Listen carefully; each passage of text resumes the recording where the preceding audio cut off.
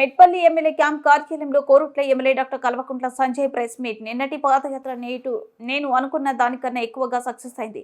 పాదయాత్ర success కావడానికి సహకరించిన media మిత్రులకు హృదయపూర్వక కృతజ్ఞతలు తెలియజేసిన ఎమ్మెల్యే కల్వకుంట్ల సంజయ్ ఈ సందర్భంగా మీడియాతో మాట్లాడుతూ, నేను ఊహించిన దానికంటే రైతుల సమస్యలు ఎక్కువగా ఉన్నాయని తెలిసింది. 4.5 లక్షల మెట్రిక్ టన్నుల వరి ధాన్యాన్ని కొనుగోలు చేయాల్సి ఉండగా ఇప్పటి వరకు 30,000 మెట్రిక్ టన్నుల వరి ధాన్యాన్ని మాత్రమే కొనుగోలు చేశారు. సన్నవడ్లకు 500 బోనస్ ఊసే లేదు. రైతు బంధు రాలేదు, రుణమాఫీ కాలేదు. చాలా మంది 2 లక్షలకు పైగా ఉన్న డబ్బులు అప్పు చేసి కట్టినా ఇంకా మాఫీ కాలేదు. మొన్న ఒక మిత్రుడు తిన్నది అరగక పాదయాత్ర చేస్తుండు అన్నారు. రైతులకు తిండి లేకపోతే మనకు తిండి ఎలా అరుగుతుంది?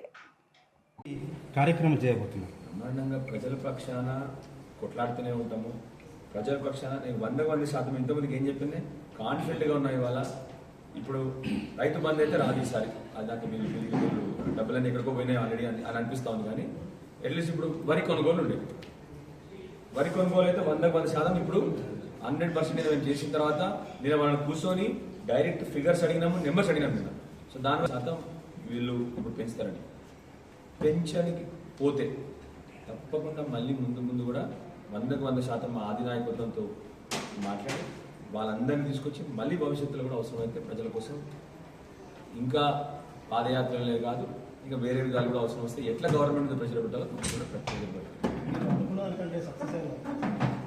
అనుకున్న దానికంటే సక్సెస్ పాదయాత్ర ఒకటి. రెండోది, అనుకున్న దానికంటే ఎక్కువ ప్రభుత్వం మీద వ్యతిరేకత, అనుకున్న దానికంటే ప్రజల్లో ఎంత కష్టాలు ఉన్నాయని చెప్పి నేను ఇంకా ఎక్కువ తెలిసింది అన్నీ కూడా. అంటే అందుకొరకే పాదయాత్ర సక్సెస్, అనుకున్న దానికంటే ఎక్కువ సక్సెస్ ఉన్నాయి. ఎందుకంటే దీని పర్పస్ ఏంది? చాలా మంది పాదయాత్ర అంటే రాజకీయం కోసం అనుకుంటారు.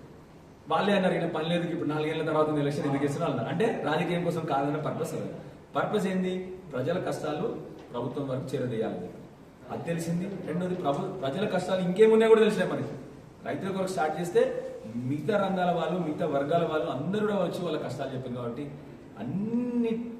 ఇవన్నింటినీ బేరీ చేసుకుంటే నిన్న పాదయాత్ర అనుకునే దానికంటే భారీ సక్సెస్.